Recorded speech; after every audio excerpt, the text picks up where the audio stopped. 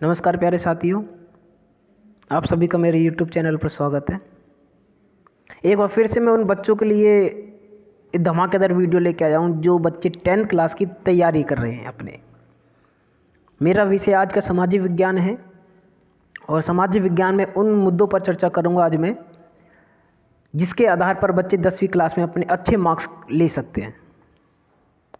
जैसे कि स्क्रीन पर दिखाई दे रहा है कि मस्ट डू सामाजिक विज्ञान कक्षा 10। इसका मतलब ये है कि आपको कक्षा 10 के विद्यार्थियों को पेपर में सामाजिक विज्ञान के क्या महत्वपूर्ण चीज़ करनी है, आज हम उन्हीं पर चर्चा करेंगे जिसके आधार पर वो 10th क्लास में बोर्ड के एग्ज़ाम में अपने अच्छे मार्क्स ले सकते हैं। तो बने रहिएगा हमारे साथ, अंत तक वीडियो में देखते रहिएगा।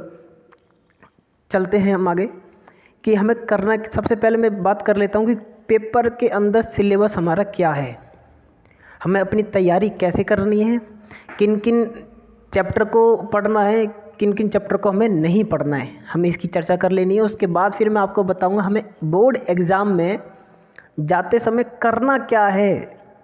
ये महत्वपूर्ण बात है यहाँ पे दोस्तों, ध्यान से देना कि हमें बोर्ड एग्ज़ाम में जाकर करना क्या है। बच्चे लोग यही चीज़ नहीं जानते कि बोर्ड में जाते हैं वो कुछ अलग चीज़ें ही करके आ जाते हैं जिसके आधार पर उनके मार्क्स कट जाते हैं, और हमें वही नहीं करना है। तो क्या करना है, आइए देखते हैं। सबसे पहले मैं आपको दिखा देता हूं कि सामाजिक विज्ञान का पाठ्यक्रम जो कि पेपर में आ रहा है इस बार, भूगोल समकालीन भारत 2। बच्चों ध्यान से देखना, ये चीज़ बहुत महत्वपूर्ण वाली बात बता रहा हूँ यहाँ पे, जिसके आधार पर आप बोर्ड में अच्छे मार्क्स ले सकते हैं। सिर्फ विदिन 30 डेज आप 30 दिन की तैयारी में सामाजिक विज्ञान में 60 से 70 मार्क्स ला सकते हैं। और ये कोई चमत्कार नहीं है, ये सिर्फ आप अपने मेहनत की दम पर जो चीज़ों को मैं बता रहा हूँ यदि आप उनको फॉलो करोगे तो डेफिनेटली आप बोर्ड एग्ज़ाम में 60 से 70 मार्क्स ले आओगे। और ये उन बच्चों के लिए जो एवरेज मार्क्स लाते हैं, टॉपर्स की तो मैं बात नहीं करूँगा यहाँ पे, ये उन बच्चों के लिए बात कर रहा हूँ जो एवरेज बच्चे हैं। हम बात करते हैं भूगोल समकालीन भारत 2। आपको सबसे पहले इसमें अध्याय 1 संसाधन एवं विकास का चैप्टर पढ़ना है। दूसरा आपको चैप्टर नंबर 3 दे रखा है, इसमें जल संसाधन। ये सिर्फ मैप के लिए और इसमें से कुछ नहीं पढ़ना है आपको, सिर्फ मैप पूछेगा आपसे, जितने डैम हैं जितनी नदियाँ हैं उन सबको पढ़ लेना। उसी में से ही मैप के अंदर पूछेगा, और मैप के अंदर 3 क्वेश्चन पूछेगा आपसे, ध्यान दे लेना। ज्योग्राफी में से 3 सवाल आएंगे मैप के अंदर, और इससे अलावा कुछ नहीं आएगा। अगला चैप्टर अध्याय 4 कृषि एग्रीकल्चर से रिलेटेड है। किस समय कौन सी बुवाई होती है, कौन सी खेती होती है, कौन सी फसल होती है, इन सब को ही पढ़ना है और कुछ नहीं पढ़ना है आपको। अध्याय 5 ये भी केवल मानचित्र कार्य के लिए, और आपको कुछ भी नहीं करना है इसमें। और अध्याय 6 विनिर्माण उद्योग। इस आधार पर देखा जाए तो आपको भूगोल में सिर्फ और सिर्फ 3 चैप्टर पढ़ने बच्चों, सिर्फ और सिर्फ कितने, 3 चैप्टर पढ़ने, इसके अलावा आपको कुछ नहीं पढ़ना। राजनीतिक विज्ञान की बात कर लेता हूं। राजनीतिक विज्ञान में अध्याय 1 है सत्ता की साझेदारी, अध्याय 2 संघवाद, अध्याय 3 राजनीतिक दल, और अध्याय 7 लोकतंत्र में परिणाम। इसके अंदर आपको 4 चैप्टर पढ़ने हैं। तो कुल मिलाकर चैप्टर कितने हो गए बेटा, अभी तक 7 चैप्टर हो गए आपके। सिमिलरली अर्थशास्त्र के अंदर भी आपको 4 चैप्टर पढ़ने हैं। अध्याय 1 विकास, अध्याय 2 भारतीय अर्थव्यवस्था के क्षेत्रक, और अध्याय 3 मुद्दा और साख, और अध्याय 4 वैश्वीकरण और भारतीय अर्थशास्त्र। 7 और 4 11 हो गए आपके, अब सिर्फ 11 चैप्टर पढ़ने हैं। इतिहास की बात करूं तो अध्याय 1 और अध्याय 2 यूरोप में राष्ट्रवाद का उदय और भारत में राष्ट्रवाद। तो कुल मिलाकर आपको बच्चों 13 चैप्टर पढ़ने हैं। और यदि आप एक दिन में एक चैप्टर भी पढ़ते हो तो आपके बोर्ड एग्जाम में 60 से 70 मार्क्स लाने का सपना कोई भी नहीं छुड़वा सकता, ये ध्यान रख लेना मेरी बात को। और ये भी मैं बता देता हूँ, इतिहास में से 2 मार्क्स का आएगा मैप के अंदर, और मैप बहुत आसान है, इसकी मैं आपको तैयारी करा दूंगा। मेरी वीडियो देखते रहना, लगातार अपडेट्स लेते रहना। और मैं उन बच्चों के लिए वीडियो बनानी शुरू करी है मैंने कि जो बच्चे ट्यूशन में जाके पढ़ नहीं पाते। और ये आपको फैक्ट बता दूं कि जो मैं पढ़ाऊंगा वही बोर्ड के अंदर आएगा, सिर्फ फालतू कुछ नहीं आएगा। यकीन ना आए तो कोशिश करके देखो, ट्राई करके देखो। ना आपसे मैं 1 रुपया ले रहा हूँ ना 1 रुपया दे रहा हूँ। आपको सिर्फ वीडियो देखनी है, जो मैं पढ़ा रहा हूँ उसको फॉलो करना है और बोर्ड के अंदर मार्क्स लेने हैं। ठीक है, आगे बढ़ते हैं। अब हम ये देखते हैं कि हमें करना क्या है पेपर के अंदर जाके। बच्चे क्या करते हैं कि पेपर जाके कुछ अजीब व गरीब हरकतें कर जाते हैं जिससे कि उनका टाइम वेस्ट होता है। हमें वही टाइम को कैसे मेंटेन करना है और किस प्रकार से हमें एक श्रृंखला बनानी है कि हमें इस टाइम पीरियड में ये क्वेश्चन करना है, इस टाइम पीरियड में वो क्वेश्चन करना है, कैसे करना है, क्या चीज़ करनी है, मैं सबको आपको बताऊंगा। बने रहिएगा वीडियो में। सबसे पहले मैं ब्लूप्रिंट दिखा देता हूँ आपको। ये ब्लूप्रिंट आपको दिखाई दे रहा है स्क्रीन पे, ये देख लीजिए। इस टाइप का आपका पैटर्न रहेगा पेपर का, इस टाइप से क्वेश्चन पूछेगा।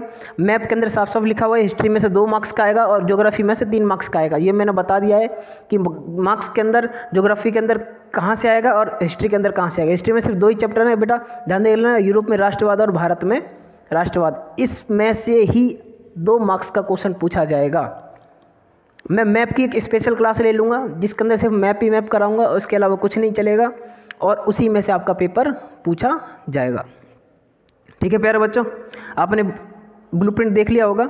1 मार्क्स के 16 क्वेश्चन आ रहे हैं और सेक्शन बी में 3 मार्क्स का आ रहा है और सेक्शन सी में 4 मार्क्स का और सेक्शन डी में 5 मार्क्स का और स्पेशल 5 मार्क्स का मैप आ रहा है। तो इस मैप में मैं इसलिए जोर दे रहा हूँ ताकि मैप आपके खुद की प्रैक्टिस का है।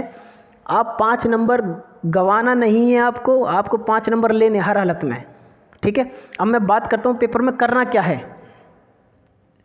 ये देखिए बेटा, ध्यान रखने योग्य बातें, हम वही चीज़ पेपर में जाके ध्यान नहीं रखते, मैं वही चीज़ बता रहा हूँ। हमें ध्यान रखने योग्य कौन सी बातें जो हमें ध्यान रखनी है। सबसे पहले मैं आपको बताता हूँ बेटा, पत्र जो क्वेश्चन पेपर आएगा उसको आपको 2 बार अवश्य पढ़ना है। पेपर बोर्ड एग्जाम में आपको 15 मिनट पहले मिल जाएगा और 15 मिनट पहले आपके पास इतना टाइम रहेगा कि आप वो पेपर को पढ़ सकें। पेपर कैसा है, ईजी है, कठिन है, उसी हिसाब से आपको अपने आंसर तैयार करने पड़ेंगे। दूसरी बात कि जब भी आप आंसर लिखते हो तो आप क्वेश्चन नंबर या उत्तर संख्या, जिसे आंसर नंबर बोलते हैं, आप सही ढंग से नहीं डालते। आपको वही सही ढंग से डालना है, साफ सुथरा और बड़े अक्षरों में डालना है, ताकि बोर्ड में एग्जामिनर को पता चले कि आपने किस क्वेश्चन का आंसर दिया है। और बच्चे यही गलती करते हैं और ध्यान देना, यहीं पे सबसे ज़्यादा मार्क्स कटते हैं क्योंकि एग्जामिनर को पता ही नहीं चलता कि कौन से क्वेश्चन का आपने उत्तर दिया है। तो आपको करना क्या है कि क्वेश्चन संख्या, क्वेश्चन नंबर आपको सटीक और साफ सुथरा लिखना है, उसके आगे फिर अपना आंसर लिखना है। एक आंसर कंप्लीट होता है, देन उसके बाद आपको दूसरा आंसर लिखना है। 1 अंक वाले सभी प्रश्न को आपको सीरियल वाइज लिखना है, क्रम अनुसार लिखना है। ये नहीं कि पहले 5 नंबर का लिख लिया, फिर 10 नंबर का 10वां क्वेश्चन लिख लिया, फिर 8वां क्वेश्चन लिख लिया, फिर पहला क्वेश्चन लिख लिया। एग्जामिनर मार्क्स काट लेगा, ध्यान रखना। यही बच्चे गलती करते हैं। एग्जामिनर को जब सहूलियत मिलती है कि एग्जाम में सीरियल वाइज बच्चे ने कराए, 1 नंबर वाले की बात कर रहा हूँ मैं, सारे बात नहीं कर रहा हूँ। 1 नंबर वाले प्रश्न जब भी करो तो सीरियल वाइज करना। उससे क्या होगा, एग्जामिनर का फ्लो बनता है चेक करने में और उसे अच्छा लगता है, उसी हिसाब से आपको नंबर भी देता है। और साफ सुथरा लिखना, क्वेश्चन नंबर सही डालना। सबसे पहले मैंने यही बताया, क्वेश्चन नंबर आपको सही डालना है, साफ सुथरा डालना है, जिससे कि एग्जामिनर को पता रहे आपने किस क्वेश्चन का उत्तर दिया है। अच्छा, आगे बात करता हूँ कि जितने भी आप क्वेश्चन करो अकॉर्डिंग टू मार्क्स, आपको करना क्या है, कितने मार्क्स का क्वेश्चन है उसके आधार पर ही आपको उत्तर लिखना है, वो भी पॉइंटों के अंदर। मैं जोर इसलिए दे रहा हूँ पॉइंटों पर क्योंकि बच्चे पैराग्राफ में लिखते हैं और वहीं पे टीचर क्या करता है, मार्क्स को काटना शुरू कर देता है। बच्चे क्या करते हैं, पैराग्राफ के अंदर कहानी लिख के आते हैं। कहानी नहीं लिखनी, हमें हर एक पॉइंट लिखना है और फैक्ट पर लिखना है।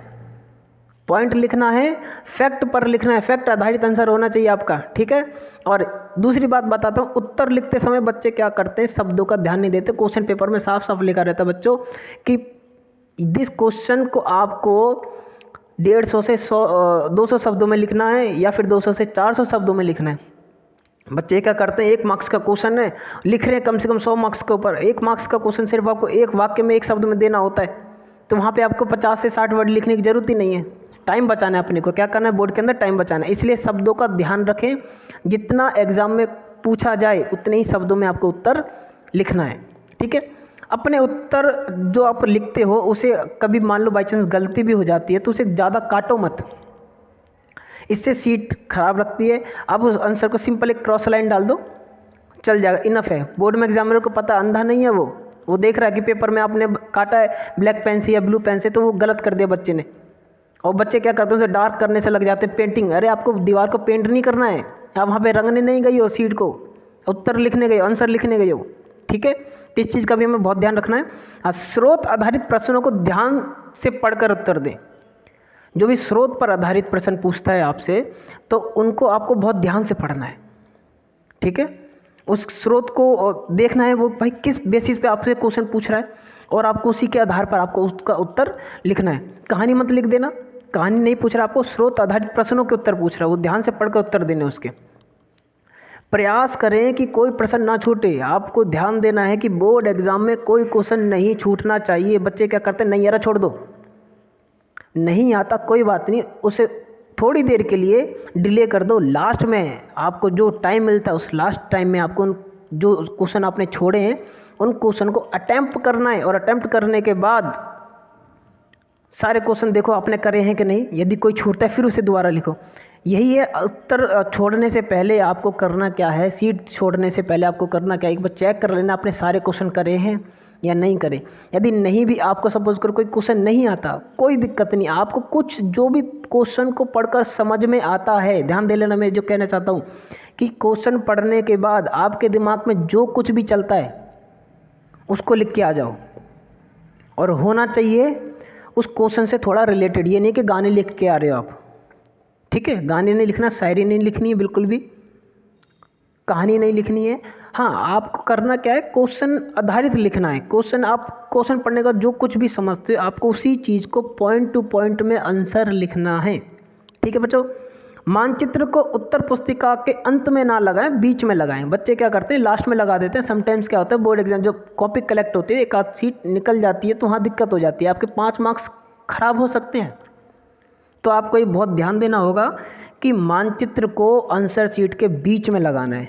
ठीक है, जिससे कि आपको मैप, यदि आपका गलत है सही है जैसा भी है, और दूसरी बात तो गलत होगा नहीं, क्योंकि जब यदि आप मेरी वीडियोस देखेंगे, मैं पूरा मैप के पूरा सेशन लूँगा, उसके अंदर आपको जितने मैप बोर्ड में आ सकते हैं सारे मैपों की मैं चर्चा करूँगा, और वहीं से क्वेश्चन पूछेगा। इससे फालतू कोई क्वेश्चन पूछेगा ही नहीं, ध्यान दे लेना। ये उन बच्चों के लिए बता रहा हूँ जो 10वीं क्लास की तैयारी कर रहे हैं। ठीक है, आशा करता हूँ आपको ये वीडियो अच्छी लगी होगी, और बच्चों जिन पॉइंटों पे मैंने चर्चा करी है आप उनका खास ध्यान रखें, और इन्हीं पॉइंटों को मद्देनज़र रखते हुए आप अपने बोर्ड एग्ज़ाम की तैयारी भी करें। और जब बोर्ड में जाएं तो आप इन चीज़ों का अवश्य ध्यान रखें जो जो आपको स्क्रीन पे दिखाई दे रही है। बहुत बहुत धन्यवाद।